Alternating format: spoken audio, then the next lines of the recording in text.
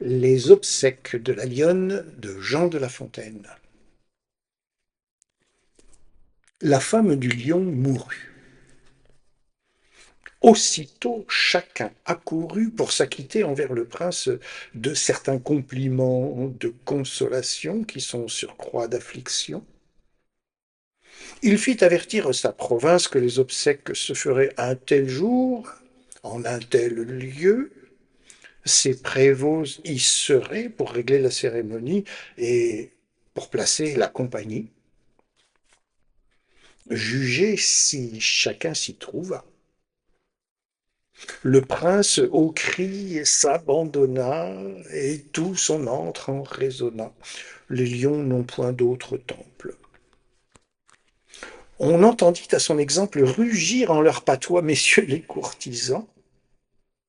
Je définis la cour, un pays où les gens tristes, gais, prêts à tout, indifférents, sont ce qu'il plaît au prince, ou, s'ils ne peuvent l'être, tâchent au moins de le paraître. Peuple caméléon, peuple singe du maître, on dirait qu'un esprit anime mille corps. C'est bien là que les gens sont de simples ressorts. Mais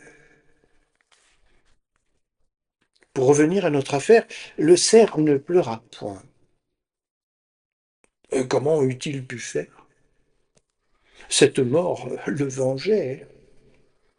La reine avait jadis étranglé sa femme et son fils. Bref, il ne pleura point. Un flatteur l'alla dire et soutint qu'il l'avait vu rire. La colère du roi, comme dit Salomon, est terrible, et surtout celle du roi lion. Mais ce cerf n'avait pas accoutumé de lire. Le monarque lui dit: Chétif hôte des bois, tu ris, tu ne suis pas ces gémissantes voix, nous n'appliquerons point sur tes membres profanes nos sacrés ongles. Venez, loup, venger la reine, immolez tous ce traître à ses augustes mânes. Le cerf reprit alors: Sire, le temps de pleurs est passé, la douleur est ici superflue. Votre digne moitié, couchée entre les fleurs, tout près d'ici, m'est apparue, et je l'ai d'abord reconnue. Ainsi, m'a-t-elle dit, garde que ce qu'on voit quand je vais chez les dieux ne t'oblige à des larmes.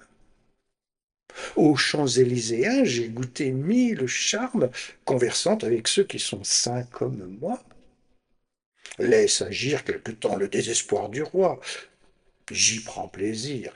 À peine ont eu oui la chose qu'on se mit à crier: Miracle! Apothéose!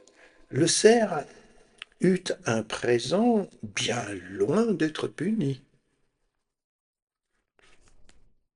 Amusez les rois par des songes, flattez-les, payez-les d'agréables mensonges, quelque indignation dont leur cœur soit rempli, ils goberont la part, et vous serez leur ami.